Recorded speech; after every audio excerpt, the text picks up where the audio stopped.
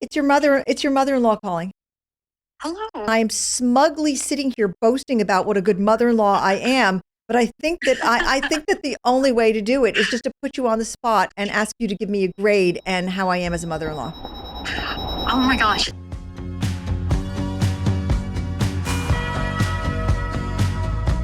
All right, you're going to have to stay tuned in this episode of Becoming You to find out the grade that my daughter-in-law gives me as being a mother-in-law. I mean, my heart was pounding in my chest. I don't know about yours, but thank you for joining me, Suzy Welch, on this special episode of Becoming You, which is about navigating the holidays with your family, which may or may not have the same values as you do. I am so excited that for this episode of Becoming You, we're sitting down with one of the world's leading experts on family dynamics, Dr. Tracy Dalgleish.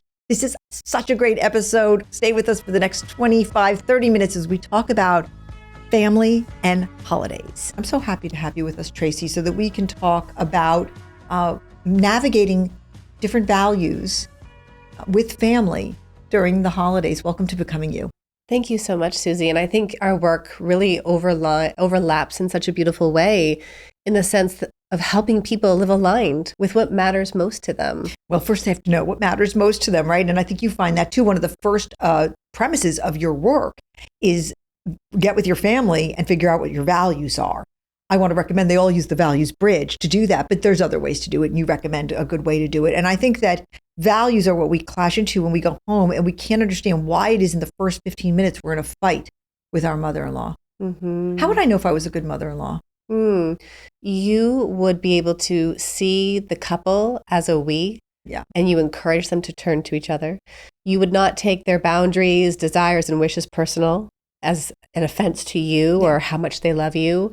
You would be curious about them and also at the same time share your own needs with them, knowing that it's not their job to please you and to care for all of your feelings. Well, we'll have to survey Eva and Michelle and Coway to make sure that I follow all these things. I'm going to say, maybe with lack of self-awareness, that I'm a good mother-in-law, because when all of my children, the three of my children who got married, I thought, thank God I can now outsource them to their proper partner in life.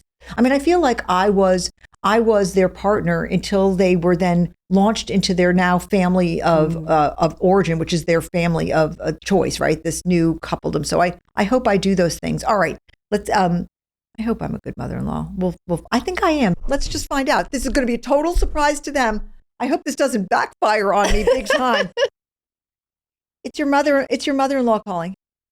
Hello, sweetheart. I'm doing a podcast right now in this very moment in the studio about spending holidays with your family and the different tensions that come up on spending the holiday with your family. And I have with me like one of the world's absolute leading experts on the relationship between mother-in-laws and daughter-in-laws. And I am smugly sitting here boasting about what a good mother-in-law I am. But I think that I think that the only way to do it is just to put you on the spot and ask you to give me a grade and how I am as a mother-in-law. Oh my gosh, is there a grade above A+? Don't you love her? Keep talking.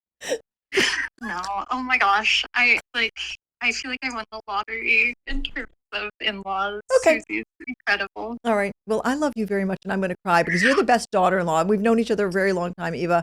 I won the lottery. Okay, so I've got one above A+. I'm going to call Michelle now. I hope this one works out.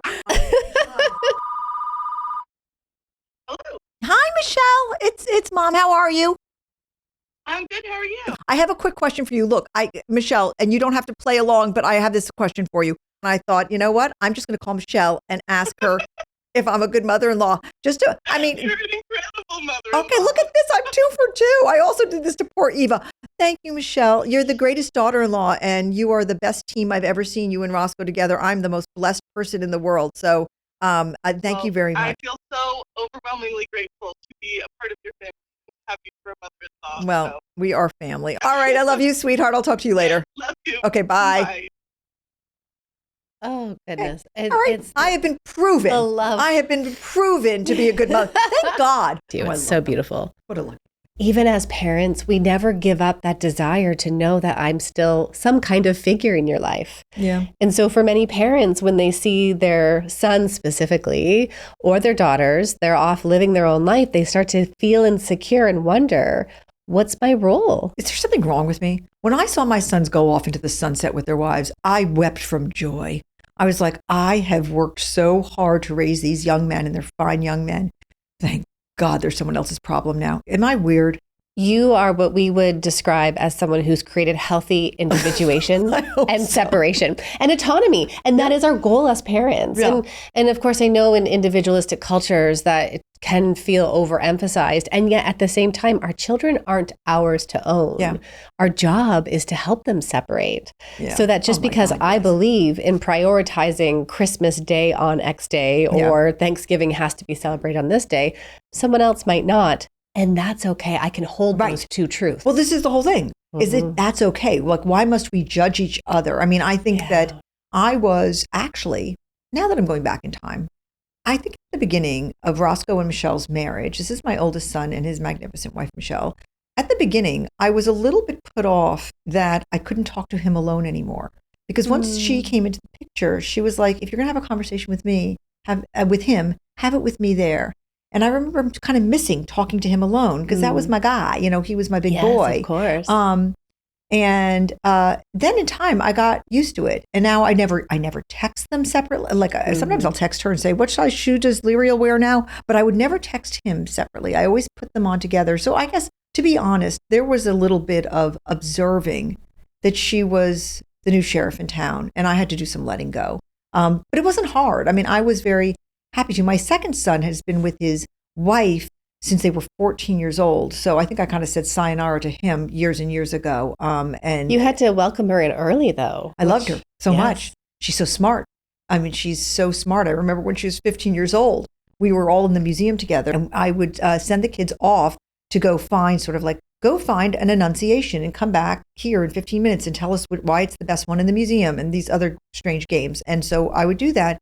And when they were 15, she found this Annunciation, a painting that she loved. And I said, wait, don't you like this one better? And she looked at me and she said, well, I'm really not a Da Vinci girl. I'm more of a Caravaggio girl, referring to two like obscure Italian artists. And I remember thinking, I hope he marries her. You were curious about her. She was interesting. And you allowed yourself to meet her. And that there, I think curiosity is something that many people across generations miss in their relationship. And instead, what we show up with is rigidity or control. Oh my God, say this again. It's so true what you're saying. Yes, out of insecurity, we lose curiosity. Let me say that again. So true. Out of insecurity, we lose curiosity. And so instead, to protect ourselves, we armor up and we then bring in rigidity, control, denial. We don't want to look to experience the other person. We only focus on the self. Oh my God, it's so true. And we judge. Yes. And so that's coming from this place of rigidity. I love this. And I'm sorry, it's really hard for me not to mention the values bridge again, because if you can name the values, okay, and say, I'm curious what your values are, not here are my values, take them or leave them, and it's better, you better take them. It's say, what are your values, right? That involves a kind of softness and curiosity that you're talking about. How do you get that? There's this element too, I want to go off of that, Suzy, is that we can then say, while our values are different, now how do we co-create this structure together? And remembering that relationships, family, they're not determined by one event.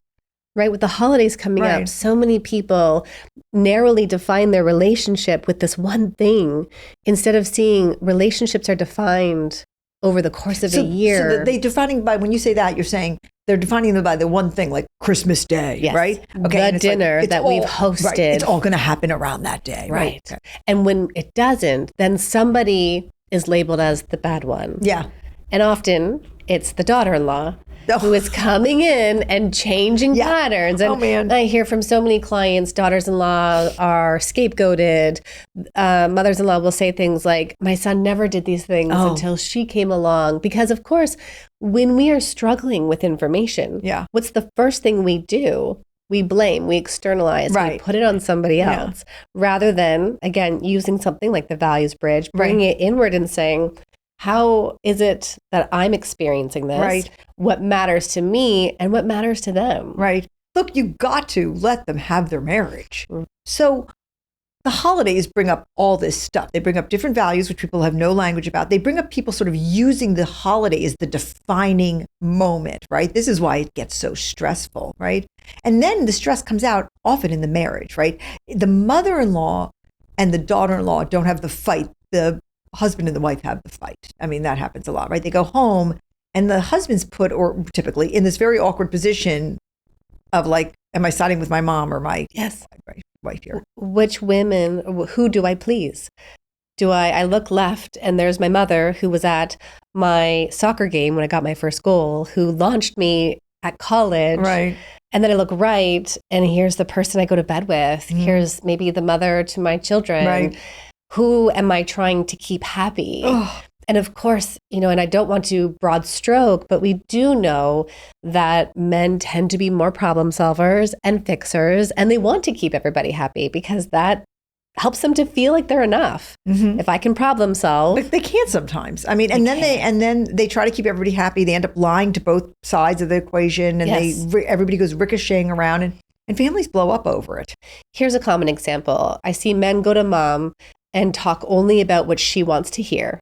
But then he doesn't bring in his wife. Right. He doesn't say, Tracy's been to New York doing the thing or whatever that looks like. And then goes to his wife. And when his wife says, did you tell your mom about our big thing coming up? And he says, oh, no, it's not a big deal.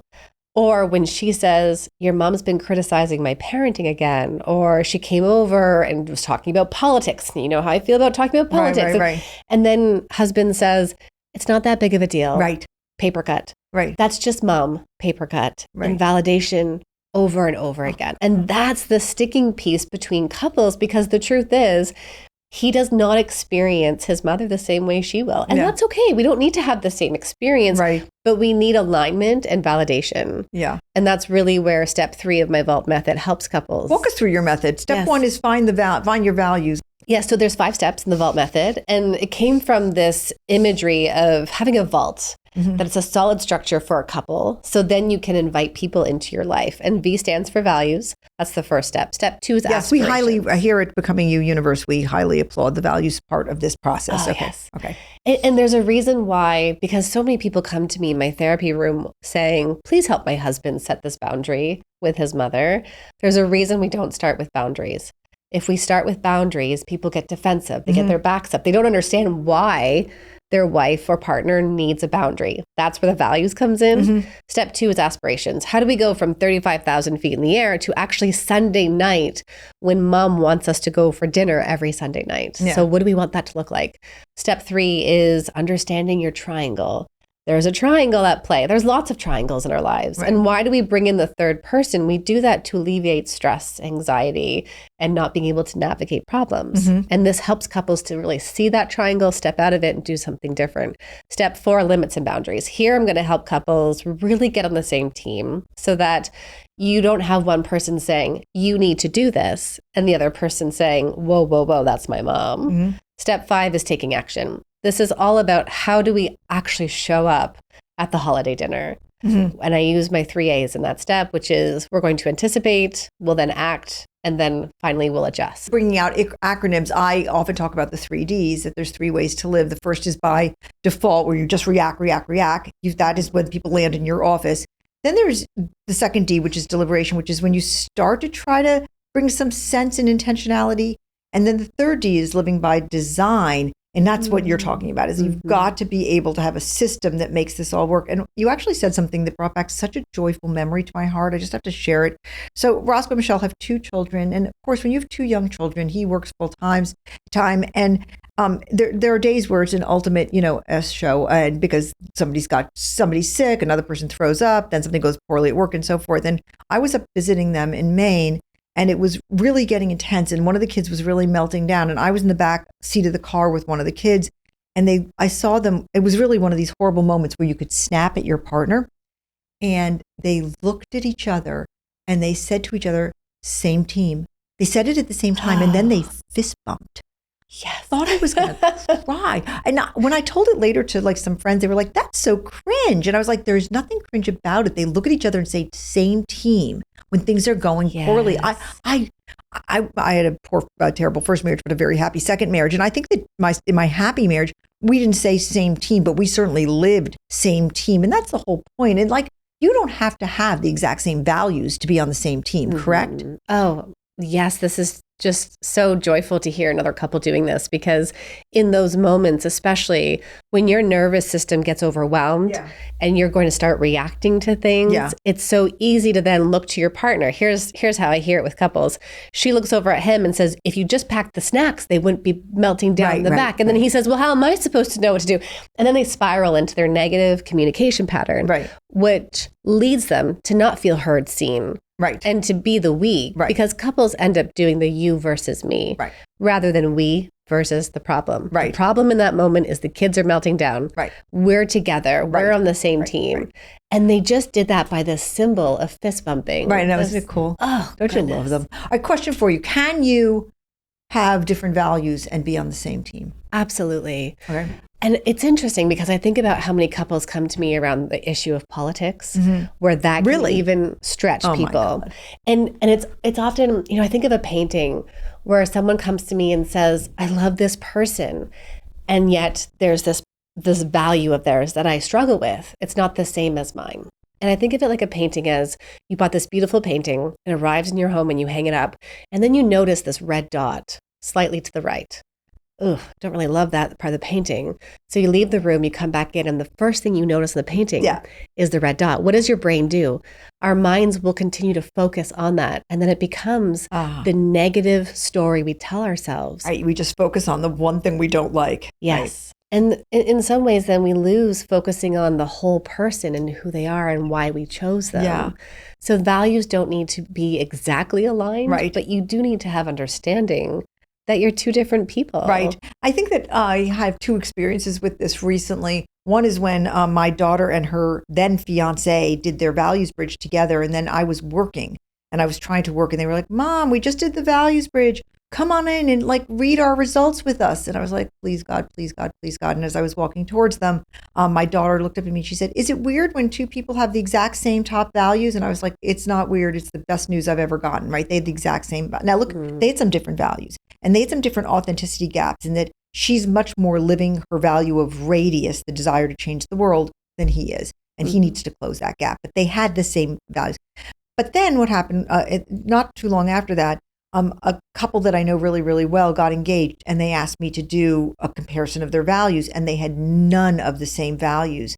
And after we walked through how different their values were, one member of the couple said to me, well, this is nothing we haven't heard in couples therapy. So thank you. And your tool works, because there was only one extra problem that you identified that we hadn't heard. And it's like, okay, do you walk into a relationship, or do you stay in a relationship where your values are really different? Tracy, do you do that?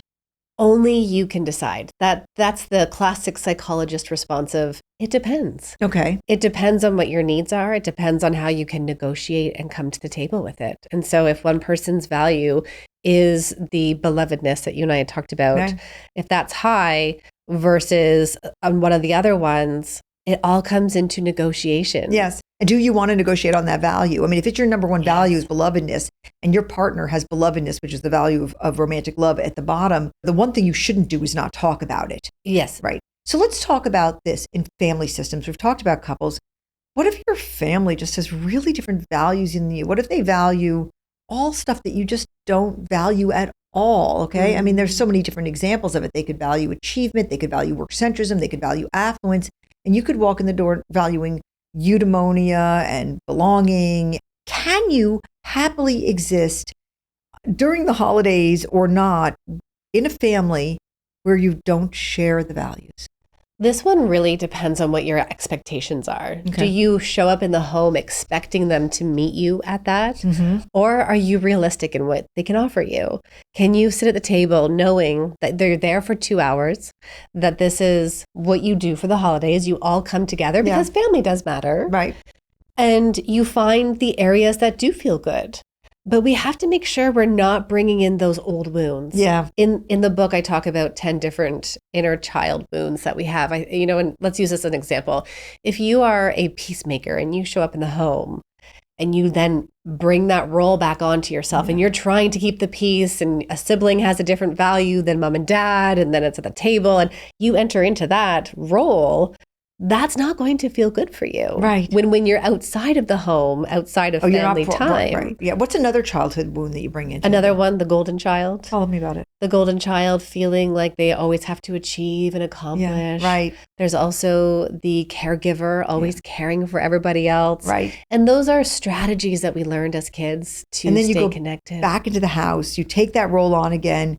It forces you into conversations and relationships you don't want to have, and you're sort of tied into that role. Yes. And what do you do? Rather than having your own set of boundaries and acknowledging what you can or cannot do with others. And we can't change others, but you can change yourself. So instead of going into the family home and entering into that role, you decide when brother and mom get into the conflict about careers and education and training, you step back. You don't have to solve it. You don't need to stand up for baby brother. Yeah. I met a couple today. He's a very well-known, established Democratic, longtime American Democratic politician, and she's his a new wife, and she comes from a family of really strong Trump supporters, really very deeply embedded in his politics, and they cannot believe that she married a Democrat. And she showed me a text from one of her uncles that said, "Just wanted to let you know, Trump recently did X, Y, Z, reverse sometimes, right?" And she wanted to write back, why would you send this text, sort of pointing out a Trump victory to somebody who's just married a well-known Democratic leader. And she said that it took everything in her, and she just sent back a heart. And what she was doing, from what you're describing, is she's just decided to step out of every role that was expected of her, to settle it, to explain it, to balance it. And she just sort of said, no matter what, I love you. And she said to me, she showed me the heart back to this message. And the new husband said, I was just so proud of her. I mean, it took a lot to step out of the role of sort of taking on the fight. And is that a strategy, which is just to say, whatever during the holidays? And it is how much energy do I want to give this? Yeah. When I talk about values with clients, I think of the watering can, and you only have so much water in that watering can. Yeah. Where are you going to pour that into? Yeah. And are you going to stand at the table and argue with everybody and exhaust yourself and leave and say, oh, I can't believe this again? I know. Instead of that sense of agency. And that's what that person did. I'll send you the heart. Right. I'm not holding up a mirror. I'm not telling you how could you. I'm not arguing or justifying, just sending love, and kindness. That's right. And that is just the analogy I use, or the exercise in therapy I talk about, is dropping the rope. So every time you go in and hoping mom or dad or mother-in-law will be different at the family table, that's you pulling the rope. Yeah. I want them to change. I want our family to be different, but instead put the rope down, just drop it. That's right. It's not going to happen. You then have that sense of agency to send the heart. Yeah. Yeah.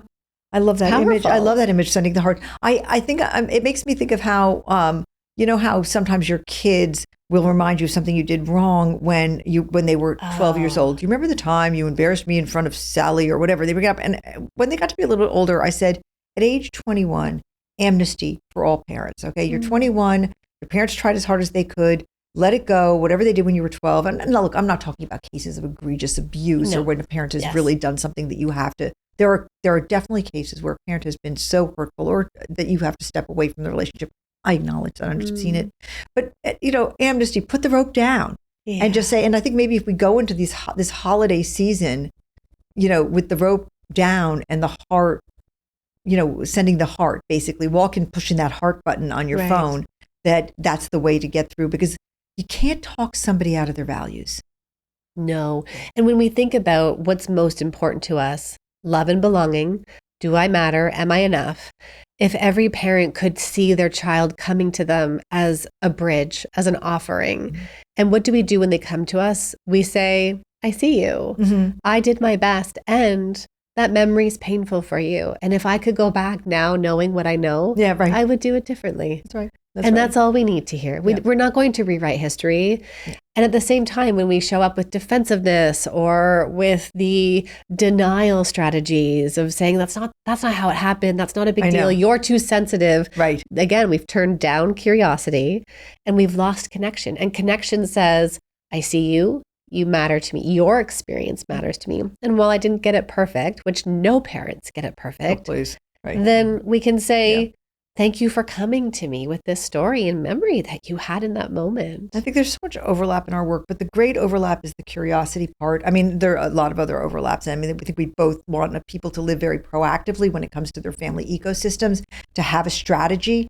But the curiosity about your family's values and the ability to say they are what they are. Here's mine, there are yours, and then drop the rope, or in my case, sort of build the bridge so that you can sort of meet somewhere in the middle to talk about them, not to change the other person. You're not going to do. I mean, I've actually had people who take Becoming You ask me, like, what if you don't like your values? Can you change them? And I say, I'm not sure that's possible. You came to your values by your life experiences, and that's true of everybody that you interact with. So your mother-in-law and your father-in-law and your sister-in-law, they all came to their values. And if you could just let the bridge be there and with the rope down, there's a blended image I don't have in my mind yet. Maybe it's a bridge with a rope along the side, and both of them are ways to get through the holidays with people who are going to inevitably have different values than you. We haven't quite labeled compassion yet. I feel like that's part of this conversation as well. And I remind the people I work with when we're looking at different generations and different people to have compassion and understanding. Yeah. We are all products of our patterns. Yes. Well, I would say I love you mentioning this word, because I actually think that I think this is true of both of us, again, is that the whole Becoming You methodology is about compassionate self-awareness, because we have to sort of understand ourselves. And once we do, the beauty of it is that we extend it to the people around us. First, we understand ourselves, and then we go, okay, now they've got their story too. Right. And they've got their narrative too. And I've got to let them write the story of their life as I've written mine. But it's easy to talk about this stuff in the podcast studio. It gets really real around the Christmas table, doesn't it? It does. It does. And that's when we remember that people are often predictable and consistent, right? Our values don't tend to change overnight. And so if you have bumped up against your family member with a certain value, prepare yourself for that with kindness and compassion by saying, that's really interesting. This isn't a topic I want to talk about today. Or changing the conversation altogether. Because again, it's showing up with, I care for you. I care for our bond. And we do better when we don't go into those conversations, but when we move over here into this other area that feels good. Right. My wonderful listeners, you're going into holiday, most of you are going to go into conversations and events with family that may or may not be contentious. I hope this has been so helpful to you. I'm so grateful to you for having this conversation. I feel so much wiser for having had it with you. Tracy, tell us all the different ways people can find you, hear from you more, learn more from you. Absolutely. The best place is my website, drtracyd.com, or come over on social. Say hello to me. I'm at Dr. Tracy D. Okay. At Dr. Tracy D. All right. You got to do it. I'm so happy you're here. Thank you. Happy holidays to you. Happy holidays to you too, Suzy. Thank you for this conversation. Thank you so much, Tracy.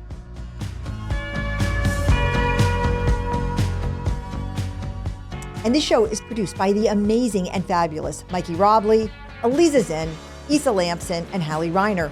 And if you liked what you heard, and I'm on my knees praying that you did, follow me at Suzy Welch across all my platforms, everywhere, Instagram and LinkedIn and even TikTok, although somehow TikTok doesn't seem to work for me. And don't forget to leave a rating and a review below, because a lot of people have, and I love you people who have. It's not all my children, because there's just too many of them. I will see you next time, and until then, keep becoming you.